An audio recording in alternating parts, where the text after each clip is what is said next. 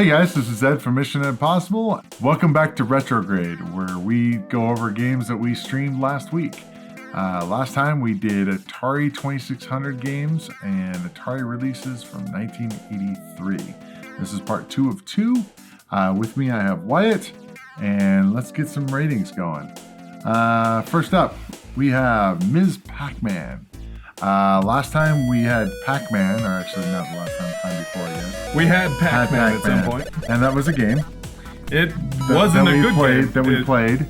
It is one of the games of all time, I guess. Yes. I liked this other version a lot better, though. It has a lot more heart and soul put into it, a lot more passion. I'm gonna give Miss Pac-Man an A, actually. I think that's pretty reasonable. That's a game. That's what I want to play if I'm going to play a Pac-Man game on the 2600. Everything they did in Pac-Man was wrong. Yeah. And they correct almost all of it. Pretty much everything that I didn't like. I mean, it's still not maybe my favorite version of Miss Pac-Man. Sure, of course. But it's a version that I would be willing to play a second time. Right. Which I will never say for the 2600 Pac-Man. I think an A is reasonable. Is it perfect? No. But is it pretty damn good? Yes. And we played it for quite a while, and it was fun. It's one of those games in the arcade. If I see the game, I'm putting a quarter in. So that it's a game that I really like. It's always $1 now. No, it feels like it's always more expensive anytime. Well, okay, if you go to one, if cards are involved, they always slap the little readers on. Yeah, when they put the reader on there, you have no idea what it's going to cost. Because they obscure it with credits, and it's like 4 credits. Yes. How much is a credit? No one knows. No one knows. The people there don't even know. Okay, what do we got next? I can't actually tell that from here. Obelix. Yeah. Obelix? Obelix. Obelix, not obelisk. Correct. Obelix. Yes. That one. Man, that one's kind of tough because it was a unique game. It didn't really do what a lot of other games had been doing at the time. It was doing something of its own. Yep. But it also felt like it was missing something in order to be a really good game.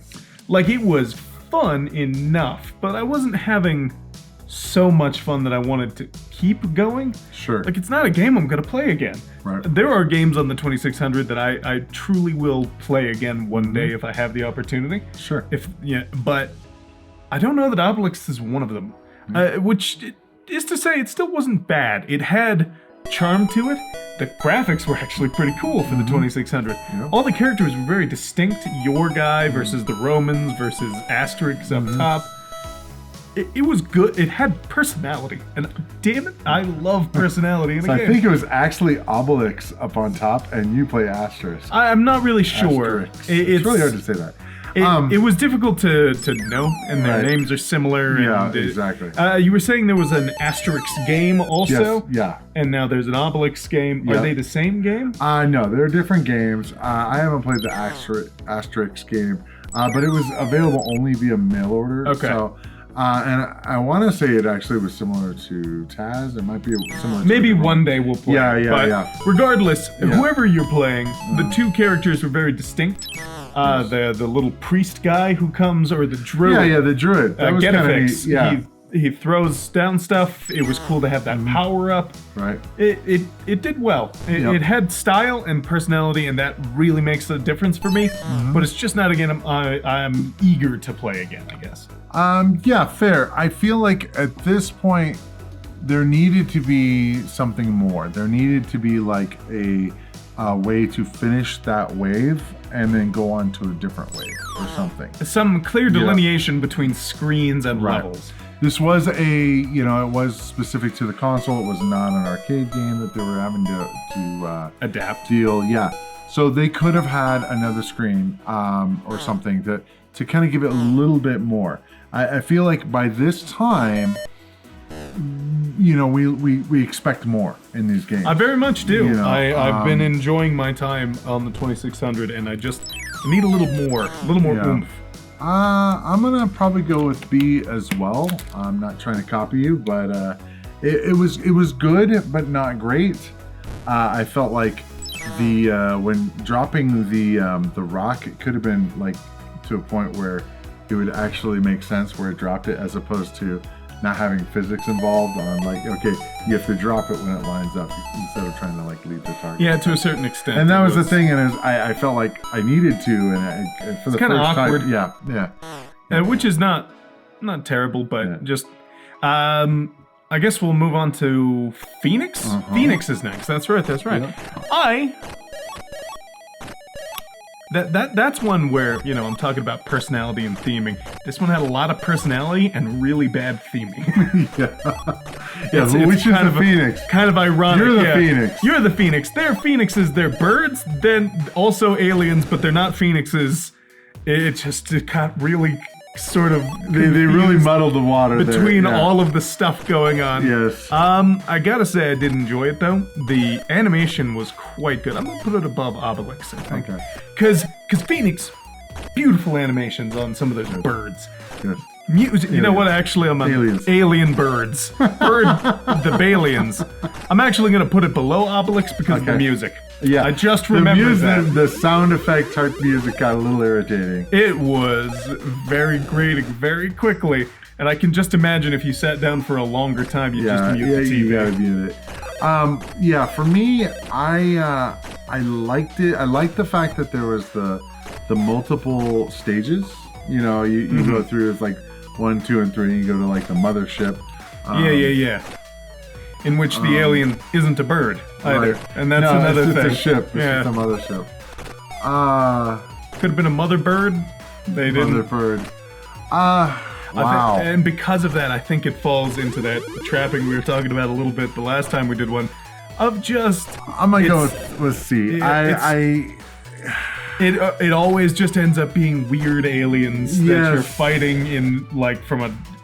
It's just Space Invaders kind of stuff again. Yes. Because it's always got to be aliens. They also can't even bring themselves to change the theming that much. I was going to give it a B-, but I didn't want to copy you on that. I feel it. Maybe I'll have to change it. Well, maybe we'll move things around. Yeah. What do we got? Pole position. Yeah. Also, that is a really hard logo to read from a distance. Yes. I'm going to give... Oh, man. This is tough, because pole position looked really good and had some cool elements to it, but I've almost got to put it in C just because there was no race happening. No. It was just a time trial. A time trial, basically, and that's not very long-term, not very fun. Right. Because I don't feel like I'm actually accomplishing very much when I pass things. They're just an obstacle, as opposed to, you know, like, oh, I gotta... Yeah, I will say in the arcade, yes, you had the place and stuff, but it wasn't a huge portion of the game, because really what it was is you're just passing cars. It didn't have obstacles on the side of the road, but that being said, the graphics on it did look really good, especially for the 2600. They definitely looked. They did the good background, the car. They spent a lot of effort making the car look good. They did. I really like the car animation. It lets you believe that it's a car to a certain extent. Yeah, I'm gonna put it at probably a B+. It's got chutzpah. It's got something to it, but it's not. I don't think on the 2600 it really achieved the sort of. I think they did as well as they could. Sure, but it was good, not great. And that's kind of that's my big issue with this next one too. RealSports Soccer was dull. Yeah, there were no goalies. No goalie. There wasn't a lot going on. It's a solid C for me, because technically it worked fine. You shoot, you move, it all worked, but it's also so easy to steal by just running through the guy forward. Also, your other guys can't, like, cross over, and, you know, I understand that happens in a lot of these games, but it's less clear that that's going to be a limitation you have, so you're trying to get up because it's like, oh, I can steal the ball because I'm ahead of him. Oh, no, I can't, because this guy cannot interact with that guy at all. So if the other guy is just not catching up and you try to change it around... You can stay in your lane. No goalie is a really weird decision. That's just odd. It was... Yeah, It was 5 minutes C for of me. a solid performance game that just wasn't very good. It also didn't have any fanfare or anything. Like, Pele Soccer Pele Soccer was way better. had, like, In my those opinion, fireworks and it's stuff. like, why did they make this unless they were just trying to check the box for real sports? And I don't their real sports are just hit or miss. Yeah. There's no like, oh, that was pretty good. Yeah. Either their games are like whatever, or they're pretty darn fun. Yeah. Like RealSports Tennis, I gotta say, that was a fun time. Yeah. The way the ball had a shadow, you were moving back and forth. Very fun, kinetic gameplay. I just had a good time, and I want to go back to it. Yeah. That is what a tennis game should be. You really get the feel for the energy, for the speed of moving. They also made it very simple to play, where you just have to get your racket in the area and it'll automatically hit. And to an extent, that's kind of weird. That extra input would be nice. Yeah. But at the same time, it also Didn't makes make it less fun. It makes it so you're focusing. And on the Atari, where you've only got one button anyway, it's really not that big a deal. It does make sense to a certain extent to just have it be a back and forth. The ball bounced, it had weight to it, it just worked. Yeah. It hit on every I like the fact you can put your name in there, and actually not just initials. You the can put a whole full name. That is crazy. So I'm gonna. You were Ed Posbib. Yeah, exactly. Ed Posbib. Yeah. Ed Posbib. Yeah. I definitely an A title. That was super fun. I just that's the sort of thing where tennis. Oh man, should I go for even fire? I've never. While you're thinking about it, I've never really gotten into tennis, like real tennis. Sure. Because it's hard as hell to get back and forth and actually get the ball. And it's not fun if you don't get a volley going. Right. Even if you're the one who's serving and scoring every time, it's not that fun to just throw past someone. Right. You want them to hit it back a couple times. Right. Because that's part of the fun. Yeah. But I tell you, tennis games, they almost always hit. I've never had a bad time in the tennis game. Except for golf on this. Golf, but in general, golf games, I am also a real fan because I think they're able to kind of nail the sport because it's very technical in a lot of ways. So you can do a lot of stuff with the computer. It nails what the highest. It almost distills these sports into their best possible form. Sure. Because it doesn't have the boring minutia of those things, but it has all the weight that you want from being like. I do enjoy golfing when I go and do it, but it's such a hassle to go and do. yeah. Whereas on the game, you can just play it. But I think that they definitely got tennis right. I really liked it. Okay, next. I gotta say, this is an S rank for me. Okay. Sorcerer's Apprentice was so charming. Yeah. The sounds, the visuals, the fact that you go back and forth and there's kind of a risk multiple reward. Screens that we haven't really seen that kind of thing of having one screen and then be able to switch to the other.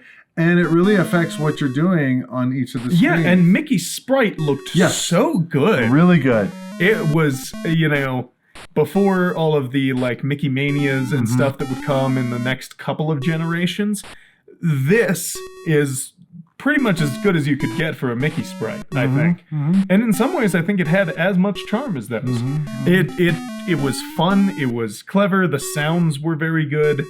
It was a little bit hard to get, figure all the way out at first, but also it allows it so that you can go back and forth, have kind of that fun of experiencing both, or you could just do one the whole time and have just as much like capability to win, quote unquote. I think that's the thing that misses for me is the win part. It is a continuous thing. It is you just keep going until the water fills up. Sure, yeah. And that to me, that's the one part that gives it an A for me as opposed to an S.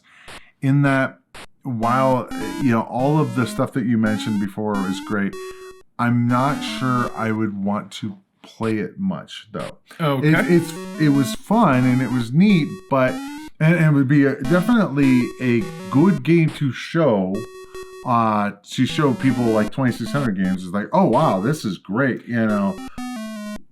but not having like an end goal, you're just racing against the water line.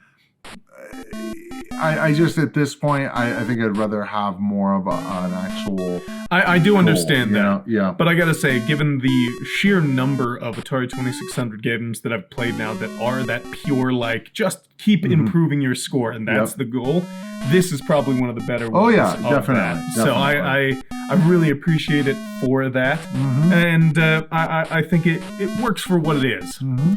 But I gotta say, our next one, SwordQuest Fireworld, I'm pretty disappointed with. Yeah. I almost want to put it in D. I think I'm putting it in low C because it still has some of the mechanics of the previous one that I do like. Yeah. But the games were way more obtuse. Like, the mini games were way more obtuse. There were seemingly fewer of them. Yeah, it was variations on a theme. Yeah, and as opposed to the last one where there were only a few mini games in the first one. But then, so there were rooms where you just didn't have to play one. Yeah, and that was the thing. I think that for me is having to play the mini game to get to the screen. It seemed like just this chore. You know, it's like, oh, well, I know I need to put X in this screen. Now, the problem I see is like and we're planning on, if you want to see this, definitely leave a comment below. We're planning on possibly doing like a SwordQuest video of actually us going through, not using a walkthrough, actually looking at the comic and trying to figure it out. Yeah, like solving the mystery of this series. Yeah, the deal is Earthworld, I know that there's a lot of trial and error. Put this in this room, see what happens. Put this in this room, and see what happens. The problem is, with Fireworld, there's no free, put stuff in a room. No. You have to go through the mini game. It does also feel like the maze was a little less structured. Yeah. It felt like it was way easier to get lost. The colors were really funky. It's just such a shame because the first one got me so excited, and this one really does. Like, I'm still excited to do the whole series, but you know what? I kind of agree with you. Yeah, it's just not. It's not. It didn't hit nearly as good as the ways that it tries to emulate the first one, but then just doesn't. It seems like they set up a system. The mini games are also way less fun because they were so hard on the eyes and very. It almost confusing. Looked like it was glitching. Yeah, and it was really like odd. Because in the first one, it's like, oh, I'm moving, I'm here, I need to get across this room. Very obvious what you needed to do. There were a couple of different ones, and the goal was always very clear. The only one that was clear in this one was the snake shooting game. Yeah. And to be honest, one game that makes sense out of an entire thing is just... Also, it didn't look as good. Yeah. Because of the colors. Yeah. They were a little vomity. Why did they... I don't have any idea why they chose those colors, but, they built this framework.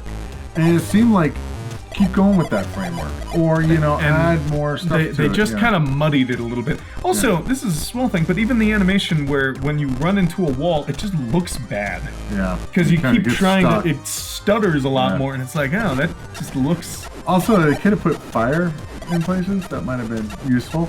Yeah. Fireworld, you would think like fire. Earthworld made... Earthworld, I mean, that's kind of generic, but what do you do for Earthworld? You could let it go a lot more. Yeah. Whereas this one, nothing felt like a variation on that theme. Also, when we got into the different rooms, once you did beat a puzzle, if you ever managed to, they didn't have like the symbols of the zodiac, so it's going to be way harder when we get to that one for our video to figure out what we're supposed to do. Because some of the rooms also had the same color, but were different shapes, implying that they're different rooms. Right. So it's just they took their system and they really screwed it up, I think. I really like the framework that they established with Earthworld. And I'm hoping Waterworld brings it back around. And it's still a shame they never got through all of them, but I think there's prototypes out there for Airworld, so... We'll have to look into it, but I gotta say, I can see why... To a certain extent, I can almost see why they didn't get to Airworld. Yeah. Fireworld was their second outing. Yeah. Hopefully Waterworld brings it back around, but with everything else, we'll see. It was a miss. It was a miss. As opposed to Earthworld. Yeah, fair enough. Okay, Taz. Oh, yeah. Taz. Man. Just real quick, as we're showing this gameplay down here, Look at how ugly Taz is in this title yeah. screen. Yeah. He doesn't look anything like Taz, really. He just looks. I kind of did. Right? He has the shape. It's clear what it's supposed to be, but it felt like, what's this thing? That's not my Tasmanian devil. That's very much a C. I'm gonna. Just because I really like some of the sprite work and animation work on the different things, I'm gonna put it a little above RealSports, but it didn't hit in any, like, I was even pretty decent at the game. It just isn't super fun. Yeah. It's too simple. It's very much too simple. It doesn't have, and it's not so good that the simplicity is like, oh, it's a simple game, but it perfected it. It did not. Right. Like, it's super easy to overshoot things and run into dynamite. It was a little hard to control. It was a little sensitive. Yeah, a little bit sensitive. Moving around is kind of fun. I like the way that your lives are animated, and so are you. I like all the sprite work for all the food. They did a great job on the graphics, except for the title screen, as you mentioned. But the graphics during the gameplay was amazing. Pretty solid, but it's just, I don't really know what they were going for. I think it's just another arcade-style game. Again, if they had some sort of stages or something to it, it would have been, I think, a lot better. If they had changed, even just changing the color as you went through the different things, or having multiple foods on multiple foods. Time, that would have been I don't good. really know why they just decided, we're just gonna have one food every year. Yeah. It makes it less. At least, like you had mentioned in the stream, if you had a decision on, do I want to go for the really rare food and then possibly get hit by a dynamite, or do I want to keep it simple and keep it safe in this area? And it didn't do anything with it. So it's like, what was the point of even having the different scores? Yeah. It was pretty good. I'm probably gonna put it at a B-. I really liked, the graphics were good, but that doesn't make it a great game. No. For what it is, what they were trying to do, I think they missed some. I think they hit what they were trying to do. Yeah, but I get that. I feel like, it's like, how would it be improved? There's only a couple things they really could do, unless they completely change the game. And that's the thing. I think it is a flawed premise. Yep. And that's kind of the issue with some of these trying to talk about, what could they do better? Yeah. Well, they could have just not done this. Yeah. From the base up, this game doesn't really track or follow to be. It should have been a platform game, or not that, just like a scroller or something. Like there's so many other ways to make this better by just doing something else. Completely different. Yes. Taz Most Wanted on the PS2. Look it up if you haven't. I played that game a lot as a kid. That used Taz and all, themed it around being destructive and, platforming. I'm guessing you had to choose to spin, right? You did. You chose to spin, and you would spin and destroy things, and you had to destroy. Kind of like Sonic's thing where he spins. Yeah. But this would do that. Yeah. So I think Tweety was the main villain of that game. Oh, really? At the end. I don't know. Oh man, hold on. I'm just having memories about all these Taz PS2 games. We gotta play some PS2 games later. Alright, track and field. Back on 2600 day. Here. Wow. It's definitely an A, I think. A B or an A. No, it's gotta be an A. It's gonna be above Miss Pac-Man for me. Okay. That game's a lot of fun.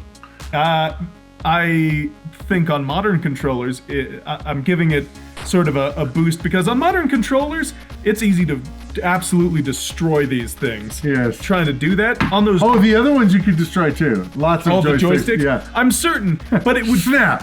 It would make it feels like it'd be a little sturdier, or it'd make more sense at least to gotta leave a comment below if you ever snapped a joystick playing track and field. I know it was the death of a lot of joysticks. Sure. It was good though. It was very fun once you got into it. The ways that you could make it all work. All the games that we got through really hit. I was enjoying the competition. I gotta give it an S. I absolutely loved it. I am kind of a sucker for the games that are like Olympics type games, summer games, winter games. I'm playing those. There's something really cool about them, especially when Mario and Sonic at the Olympic Games. There you go. It's something really cool about doing like multiplayer on them. It's just it's like a ideal kind of game for a computer or console. It's one of those things that it's they implement them. They implement them all the same way.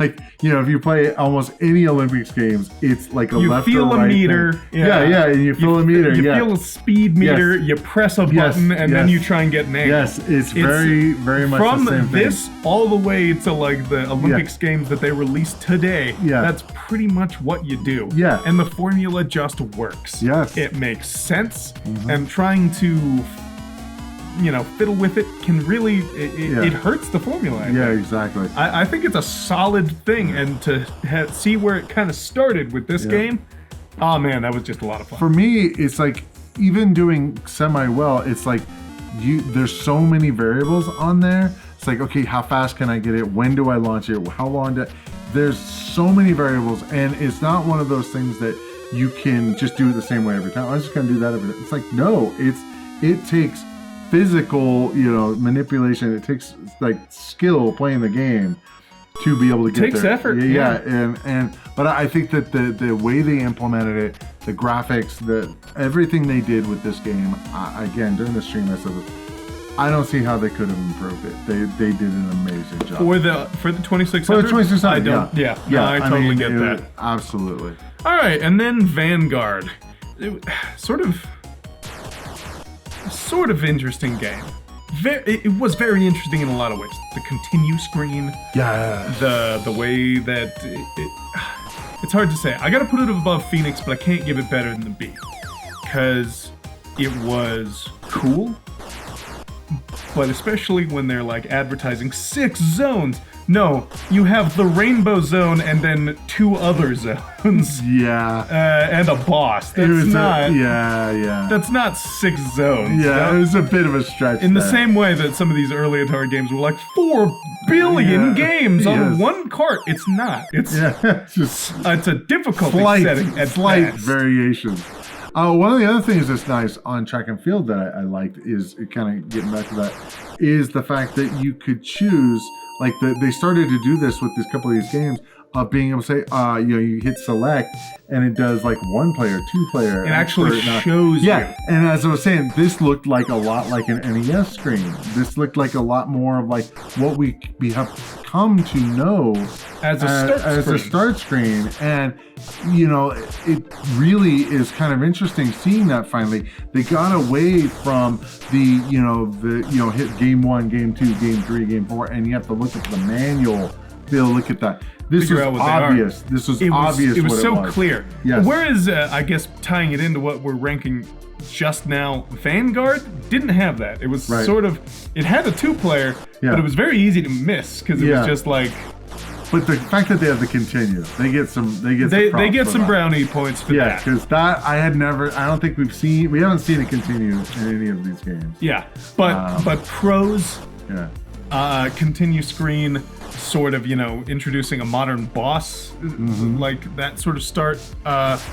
Cons, very repetitive, and the noise. I didn't like the sound design. Sure. The fact that you made no noise anytime. Yeah, when you went into the invisibility mode, that uses a song. Actually, I think it's from Flash Gordon. To be honest, actually, it's kind of interesting. But that was cool. But yeah, I think that one of the issues that I had was very, very reliant on rainbow colors, which gets a little bit eye gouging after a while. Yeah, a little sore. Yeah, and it's like it also doesn't make it feel like the rainbow zone is. Why is that the special? Rainbow zone? Yeah, now if they'd had that be that color, that would have been cool. But that would have made the rainbow zones more special. Yeah, exactly. As opposed to rainbow every zone. Yeah, it's like the mountain zone is also rainbows and also kind of looks like the spike zone. There just wasn't enough variation in some of it, but I did like the up and down modes. Those were kind of neat. There was kind of nice because having that difference is kind of nice because there usually in a game like this we have side scrollers or top-down scrollers or vertical scrollers, you don't mix them. That's not usually a thing. So the fact that they did mix them, obviously this was based off an arcade game, but the idea of being able to,